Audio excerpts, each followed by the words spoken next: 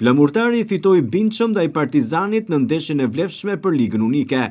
Takimi u luajt në transfer të Aslan Rusit, ku vajzat vlonjate kanë shënuar një fitore të thellë ndaj Partizanit me rezultatin 73-111. Periudha e parë është mbyllur me rezultatin 14-22, e dyta 24-26, periudha e tretë 14-20 dhe e katërta 21-23.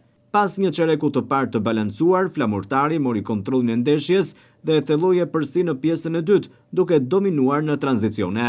Një fitore tepër e rëndësishme për vajzat vlonjate, të cilat janë një nga ekipet pretendente për të marrë pjesë në finalet e Ligës Unike.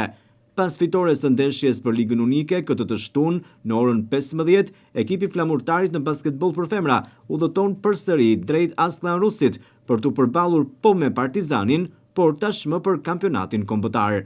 Edhe në këtë takim pritet fitoria.